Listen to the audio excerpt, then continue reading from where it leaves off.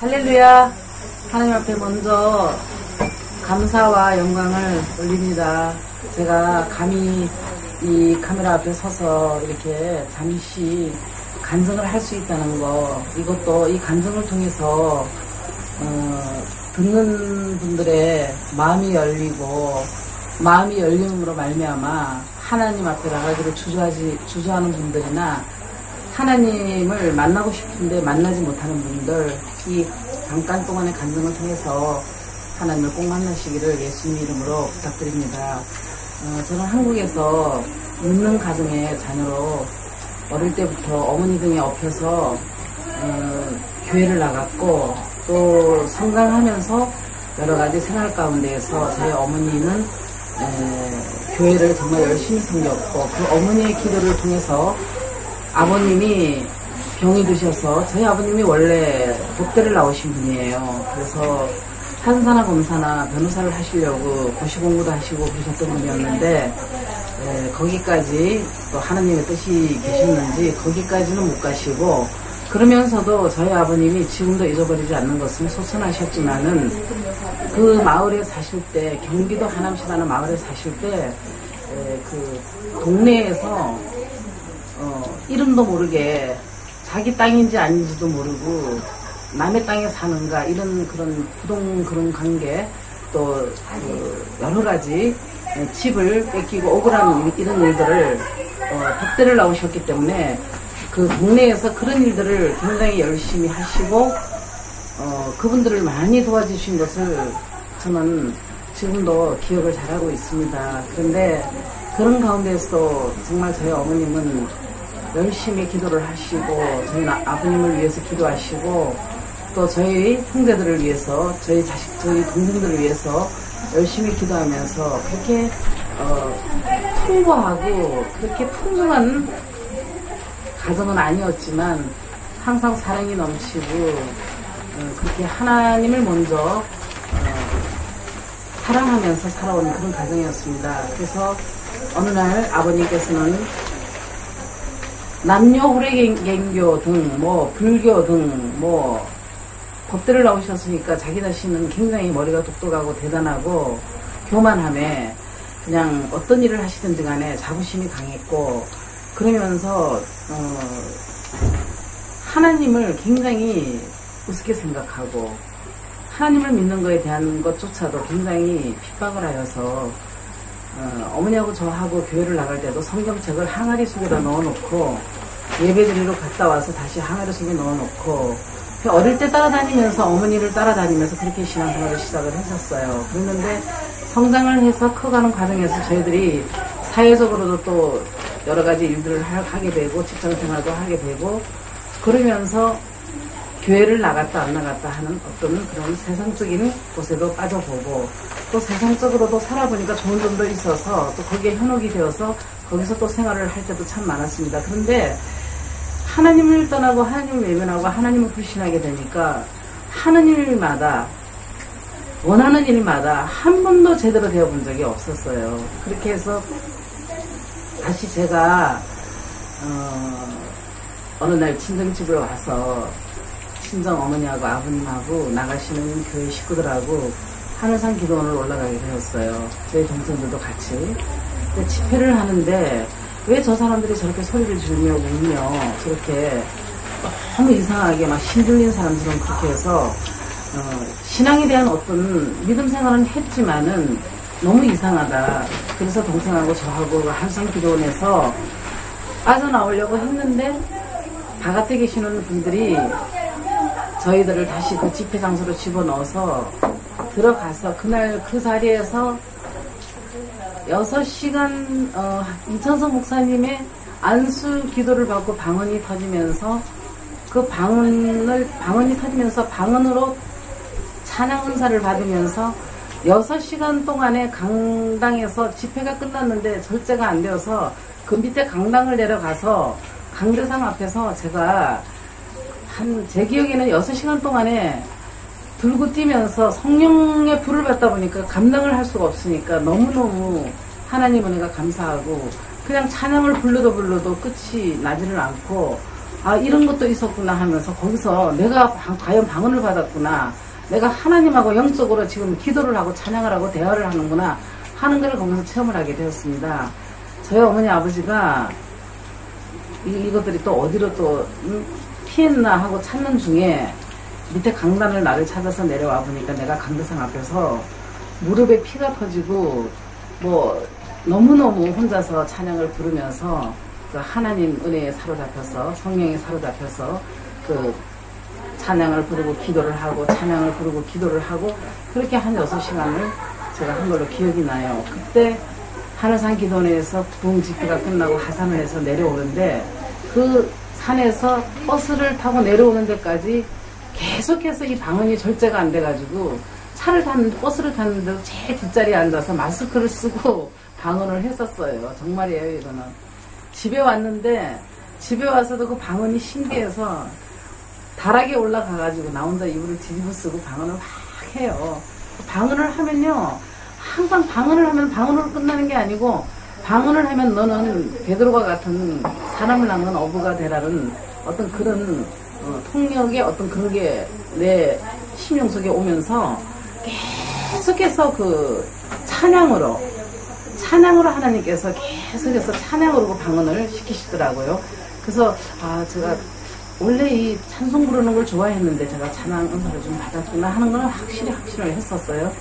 그렇게 해서 이제 살면서 또 아버님이 신앙을 하시고 목회 안수를 받으시고 그러시기 전에 집사 직분이실 적에 아버님이 모방 전도를 하시면서 아버님이 그 어머니가 나가시는 교회에서 그 핍박을 하고 괴롭히고 그런데 새벽기도에서 그렇게 모든 분들의 기도를 통해서 그날 회개 역사가 일어나면서 병마가 떠나가면서 아버님께서 병치료함을 받으시면서 그때부터 아버님이 그 교회에 봉사를 하시면서 집사 직분을 받고 노방 전도도 하시고 뭐 무당집에 가서 꾸중물을 뒤집어 쓰고 두드리 맞고 온 적도 있고 그러면서 그 조그마한 노트 같은 데다가 오늘은 어느 사람을 몇 사람을 전도하고 오늘 몇 사람을 전도를 하고 하나님 앞에 늘 그걸 놓고 아버님이 참 많은 기도를 하셨어요. 그리고 그동안에 어머니를 핍박하고 자식들에게 참 하나님의 뜻을 알지 못했던 거를 너무너무 가슴 아파하면서 많은 기도를 하셨는데 교회에서 목사님께서 주선을 하셔서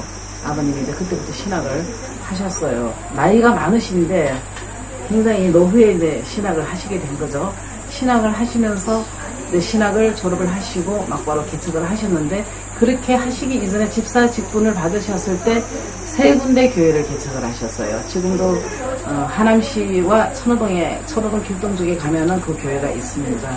목회자들은 바뀌셨는지 모르겠지만 그렇게 해서 노회전까지 하시고 그래서 교회 이름이 새생명교회였어요. 둔천동이라고. 둔천동 보문병원 옆이었어요. 거기에서 성도가 1년 만에 100명까지 부흥이 되셨댔어요. 저희 아버님이 말씀의 은사와 심의 은사를 받으셔서 저희 어머님은 또 기도의 은사를 받으시고 전도의 은사를 받으셔가지고 이제 사모님의 역할을 그렇게 감당하시고 아버님은 말씀으로 또 심의 은사로 어머님은 전도로 또 기도로 그렇게 동력을 하시면서 서로 동력자가 되셔가지고 많은 분들을 전도를 하시고 해서 교회가 부흥이 되셨는데 그러는 와중에 저희 아버님이 그날이 부활주일이었던 것 같아요. 추웠으니까 제가 그날 예배 참석을 하고 부활주일 예배를 드리는 중에 갑자기 저희 아버님이 10년 가까이 목회를 하셨는데 갑자기 예배 드리는 중에 가로로 쓰러지셨어요. 가로로 쓰러지셔가지고 사택으로 옮기셨는데 결국은 뇌졸중으로 걸어오지를 못했습니다. 처음에 사형 선고 1년 받으셨을 때 하나님께서 내가 네 모든 병을 다 쫓아주고 너를 치료하겠다. 하늘의 빛나는 광선으로 너를 치료할 것이며 지금부터 너는 하나님의 종으로 내가 너를 쓸 것이다 하는 그 음성을 듣고 아버님이 목회를 하셨는데 아마 제 생각에는 그때 당시에 교회가 부흥이 되고 또 나이도 많으신 데다가 가로도 하셨고 또 뭔가 모르게 저희 아버님이 세상적으로 살 때 법대를 나오시던 분이다 보니까 그 교회 총회 이런 노회 관계 뭐 잘 모르겠지만 그런 쪽으로 조금 마찰이 있었던 것 같아요. 그래서 저희 아버님이 조금 어떻게 보면은 좀 교만한 마음이 들어가셨던 것 같아요. 제가 지금 생각하면. 근데 하나님께서는 교만을 제일 싫어하시는 걸 제가 너무 잘 알았기 때문에 아마 그렇게 되셨던 것 같아요. 그래서 저희 어머님하고도 그렇게 쓰러지시기 전에 부활절을 준비하는 과정에서 좀 마찰도 있었지만은 어쨌든 저희 어머님은 항상 말이 없으셨던 분이시고 항상 기도로 아버님을 이렇게 뒤에서 밀어주셨던 분이기 때문에 지금도 기도로 사시는 분이에요. 근데 이제 아버님이 그렇게 쓰러지셔서 쓰러지시고 얼마 안 있다가 도저히 어떻게 할 수가 없으니까 교육 전도사님이나 아버님이 졸업을 하신 신학교에서 이제 돌아가시면서 목사님들이 오셔서 예배를 인도해 주시고 성도를 끌어주시고 했는데 교회가 주의종이 쓰러지시고 나니까 여러 가지 힘든 일도 많았고 어려운 일도 많았지만 제가 참 지금 생각해도 놀라는 것은 저희 어머님이 참 대단하신 분이신 것 같아요. 정말 굉장히 연약하시고 나약하신 분 같았지만은 신앙에 대한 그 어떤 담대함과 그 하나님이 주시는 그 담대함을 참 대단하게 지키신 분 같아요. 그래서 결국은 제가 아버님이 회복이 된다 하더라도 강대상에 서실 수 있는 상황이 못 되었기 때문에 제가 큰딸로서 정말 십자가를 추구도 지기 싫다고 했던 제가 그냥 평범한 성도로 봉사하기를 원했던 제가 아버님이 나오신 신학을 제가 신학을 하게 되었습니다. 그랬는데 저도 신학을 하고 교회를 보면서 졸업을 앞두고 굉장히 고민을 많이 했었어요. 아, 이제는 결혼도 못하고 시집도 못 가는구나. 이 나이에 그냥 이렇게 늙는구나. 아, 이렇게 매일 기도하고 말씀 준비하고 저 성도님들 가정가정을 찾아다녀야 되고 오시는 분들을 말씀을 들어줘야 되고 아버님이 하셨던 저 길을 과연 내가 갈 수 있을까. 아버님이 그냥 목회를 하시면 제가 그냥 아버님 옆에서 동력자로 그냥 아버님이 시키는 대로 도와드리는 건 할 수 있는데 제가 과연 아버님이 하셨던 그 자리에 서서 그 일을 할 수 있을까. 참 신앙을 하면서 많은 고민을 했었어요. 그래서 제가 4학년 1학기 때 제주도에 그 졸업여행을 준비를 해놓고 제가 교회를 뛰쳐나와 버렸습니다. 뛰쳐나와서 세상적으로 나가버렸어요. 그때부터 그 시련의 기간이 대단했었어요. 정말 너무너무 보잘것없는 그런 사람들 통해서 정말 밑바닥까지 고난을 받게 하시고 고통을 받게 하시고 독신으로 살겠다고 하나님 일만 하겠다던 제가 어느 날 이상하게 어떤 남자를 만나가지고 지금의 딸을 낳았어요. 그 딸을 놓고 딸이 2달 되었을 때 제가 이혼을 하고 헤어지고 그러고서는 애를 키우면서 혼자 살면서 친정집에는 친정어머니가 발도 못 붙이게 했었어요. 하나님의 일을 하라고 시켰더니 어디 세상에 나가서 그렇게 하고 살 수가 있느냐. 너는 내 자식이 아니다. 집을 다시는 찾아오지를 말라 그래서 그때부터 그 애를 키우면서 제가 혼자 나와서 한 4년 5년을 혼자서 생활을 하면서 애를 키우면서 살아보니까 너무너무 힘들고 고달팠어요. 그런데 그런 와중에 저희 친구가 일본에 살고 있는 친구가 저를 만나러 놀러 왔었어요. 왔는데 제가 식당을 하고 있었는데 아니 너는 왜 신학교에서 왜 전도사나 목사가 안 되고 왜 여기서 이렇게 이 시골에서 왜 이렇게 이런 식당을 하고 있느냐고 그렇게 말을 하더라고요. 그래서 난 여기 한국에서 참 살기가 싫어. 너무 힘들어. 여러 가지 너무 힘든 일이 많아. 하나님의 일을 감당을 안 하고 하나님 앞에 순종을 안 했더니 이렇게 시련이 큰데 그냥 이 시련을 내가 어떻게 하면 극복할 수 있을까. 근데 그 친구가 저를 일본으로 주선을 하게 됐어요. 그래서 친구 주선에 따라서 제가 일본에서 나오신 국제결혼 준비하시는 분을 만나게 됐어요. 그래서 그분을 통해서 제가 일본을 관광 겸 그냥 어떤 곳인지 일본이 한 번도 와본 적이 없었어요. 죄송합니다. 먼저 갈게요. 애들이 유치원에서 올 시간이라. 그래서 오게 됐어요. 네. 그래서 여기를 들어오게 됐는데 제가 여기 온 지는 이제 올해로 14년 반이 되었어요. 그런데 평범하지만은 시골에서 농사를 짓고 저희 남편은 술을 입에도 안 대고 담배도 안 피고 그랬는데 처음에 그 집을 짐을 들고 들어갔을 때 제가 제일 놀랐던 것은 우상숭배가 너무 많았어요. 부추당에다가 호두깨 사마에다가 신이라는 신은 그 집에 다 모셔져 있더라고요. 어쨌든 간에 제가 뭐 절대적으로 하나님 앞에 완전히 순종하고 하나님만을 위해서 살지는 않았지만 그래도 내 속에 살아계신 하나님을 믿고 거기를 갔는데 그 집을 들어가는 순간에 너무너무 놀랐어요. 정말 쓰러질 정도로 향내가 나고 부추당에다가 우상숭배가 너무너무 많았었어요. 그래서 내가 여기서 과연 버티고 살 수 있을까? 그러고는 3시간을 먹으려고 오니까 저희 남편이 전화로 한국에 저희 어머니한테 전화를 해서 전화를 바꿔주면서 어머니하고 통화를 하라고. 그래서 통화를 하는데 저희 어머니가 하시는 말씀이 가방을 열어봤느냐. 그래서 아직 가방을 아예 못 열어봤습니다. 왜 안 열어봤느냐. 그래서 너무너무 기가 막혀요. 완전 우상 덩어리예요. 완전히 뭐 신이 하나만 있는 게 아니라 방 2개, 3개가 전체적으로 신이 완전히 저렇게 들어있는데 내가 여기서 과연 살 수 있을까 모르겠어요. 저희 어머니께서 하시는 말씀이 가방을 열면은 성경책이 들어있을 거다. 내가 너 짐을 쌀 때 성경책을 제일 먼저 넣었다. 그래서 탁탁 그리고 뛰어서 2층으로 올라가서 가방을 문을 탁 여니까 키 성경이 딱 나왔어요. 그래서 그 성경책을 딱 들고 내려서 그렇게 삶을 그려 놔두고 말은 안 되었지만 손짓발짓 하면서 저희 남편한테 나는 이거를 내가 믿는다. 근데 나는 여기 호두깨 사마에 뭐를 올리고 뭐를 하고 여기다 절을 하고 그렇게 하면 그냥 여기에서 내가 만약에 뭐 당신에게 배상 뭐 손해배상 할 수 있는 게 있으면 해주고 난 떠나겠다. 돌아가겠다. 친정으로 돌아가겠다. 했더니 저희 남편이 괜찮다고 부정을 안 했어요.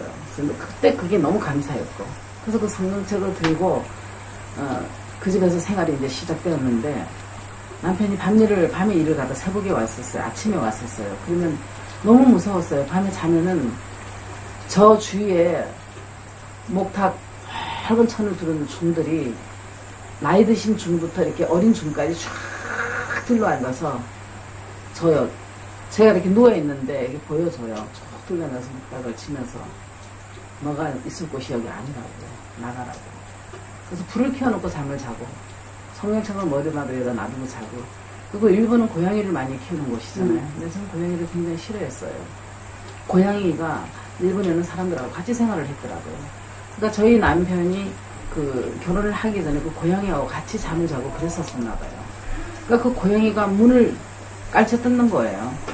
그래서 무서워서 화장실도 못 가고 뜬 눈으로 밤을 새고 그거를 3개월을 제가 했었는 것 같아요. 그러면서 계속 거기서 앉으면은 기도하고 화장실에 가서 앉아있으면 찬양 부르고 계속 사도신경하고 주기도문하고 성경책을 그냥 들고 다녔어요. 목욕탕을 가도 들고 가고 차에다 계속 놓고 다니고 무서워서 그 성경책을 떼놓을 수가 없었어요. 그렇게 한 3개월이 지나니까 담담이 생기더라고요. 어느 날 막 계속 카세트를 틀었어요. 보험성가를 막 내주에 보혈은 187장인가 이루장 예. 보혈의 피 찬송가를 계속 틀었어요. 저희 어머니가 보내주셔가지고 계속 틀고 저희 어머니가 하시는 얘기가 너는 이제 거기서 선교사다. 그 집의 선교사다. 너는 그 집에서 완전히 그 집의 악신을 다 쫓아내고 네 남편까지 다 구원시키고 너는 일본에서 한국에서 하나님의 앞에 순종 못했으니까 하나님이 너를 일본으로 던졌으니까 너는 이제 거기서 네가 하나님의 일을 다시 마지막까지 남은 사명을 감당을 해라. 더 이상 여기 돌아올 생각을 하지 마라. 거기가 귀신이 우글거리는 나라지만 사람들은 굉장히 열심히 사고 정직하고 순박하니까 너가 살 수 있는 곳이니까 살아봐라. 그래서 그때부터 농사도 짓고 문외기도 하고 카도가리도 하고 예, 트락타로 뭐 몸도 이렇게 평평하게 하기도 하고 타외기에다가 학고도 올리고 뭐 그냥 농사도 같이 짓고 이렇게 하다 보면 어떤 데는 집 앞에 뱀도 술술 기어다니고 그랬었어요. 그럼 뱀을 보면은 처음에는 겁이 났었는데 나중에는 뱀을 제가 쫓았어요.